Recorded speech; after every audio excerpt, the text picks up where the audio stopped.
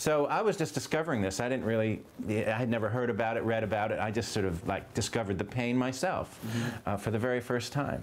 And so then I kept looking for ways to solve this pain because I liked editing and I needed some sort of good editing fix. Right. And so I was a product manager at Apollo Computer. We made this.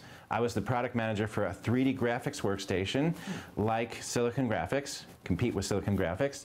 And I convinced my boss that we needed a video for this thing, not a brochure. And so, and the whole idea was to use one of those computerized editors that would do just editing the way I wanted it to be if I had enough money to rent one. So he said, fine, I got the budget. I called up this place, Video One in Boston. I said, you have a computerized editor? And they said, sure do.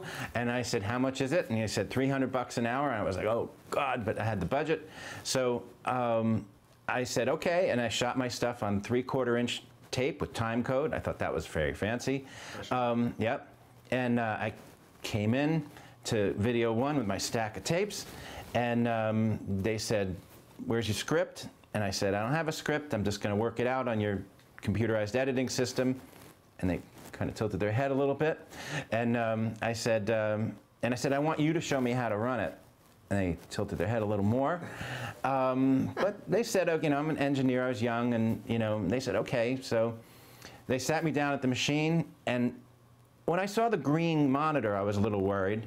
But I said, okay, show me how it works. And they said, okay, P is play, and they hit P, and it started playing.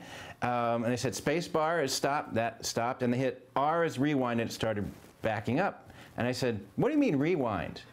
And they said, well, what do you mean rewind? And I said, is there a tape deck? And they said, well, of course there's a tape deck. and I said, wait a minute, this is a computerized editor, right? And they said, yeah. And I said, you're just controlling tape decks? And they said, well, yeah. And I said, so what good is it? So you had a vision of the Avid before it was, you know. I thought I could rent one. I thought if I had enough money, I could rent one. All right? So I went and I rented what I thought was an Avid. Wow. And I get there, and it's controlling the tape decks. And I said, how is this better than my knob editor that I already have, the Panasonic?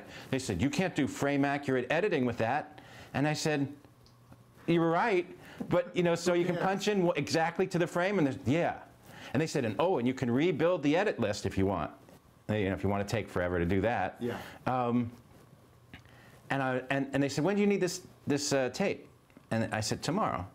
And they said, call your boss. Remember, I was a young guy at that point. Call your boss, call it off, your history. And they were going to charge you. They were actually very nice. But I said, no. And they said, all right, then you have to go make a paper edit. We'll give you a burn-in on tape, and you go and make a paper edit. You come back tomorrow, and we'll do it online. And that's what we did. Boy, you're bringing back bad memories. Yeah. And I got it done. Yeah. The video was an enormous hit. Oh, was it? Oh, yeah. The sales force loved it. I mean, here was this product. They just didn't understand 3D graphics, how many, you know, polygons per second and vectors per second. They never even heard of this stuff. Made it crystal clear. Yeah, they just popped it in for the customer.